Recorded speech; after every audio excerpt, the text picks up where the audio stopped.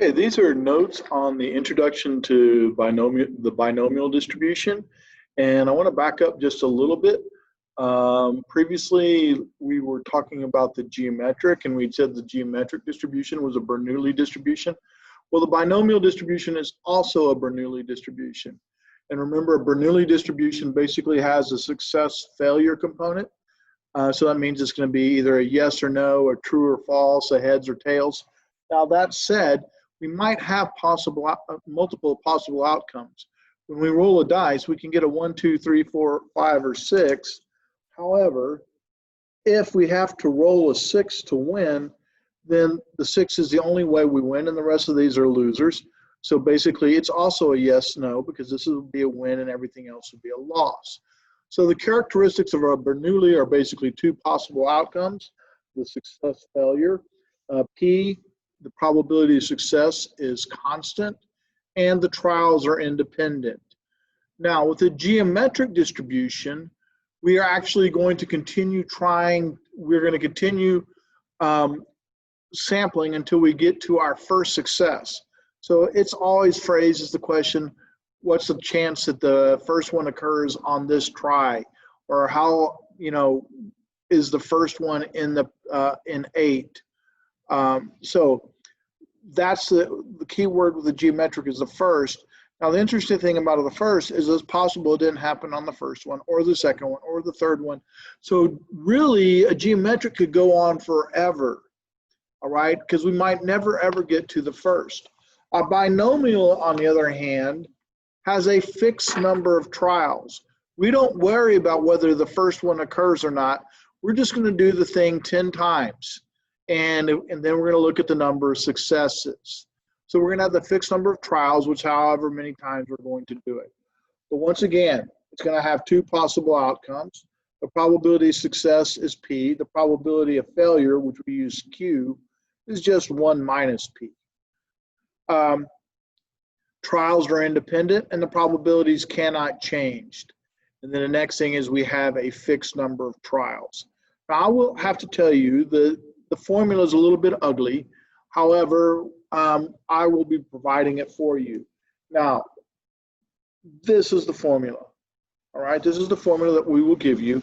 And this is N choose K or N choose X. N is the number of trials. It's how many times we're going to do something.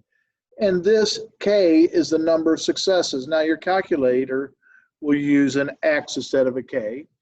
And then P is the probability of success, and Q is the probability of failure. Now, please note, this is not a fraction. This part right here is actually all of this.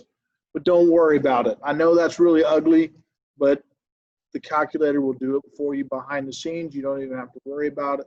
It's not an issue for this. Now, when we talk about the expected value of the binomial is NP, and please don't forget the expected value of the geometric is 1 over P. Now, here's the difference.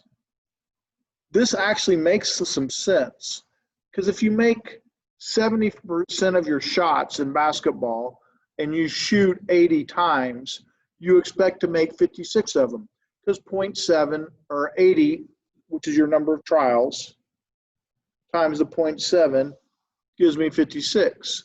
Over here, we want to know how long till you make your first basket. So it's going to be 1 over 0.7. And then we have our variance and our standard deviation. This looks kind of ugly, but it's really not that bad.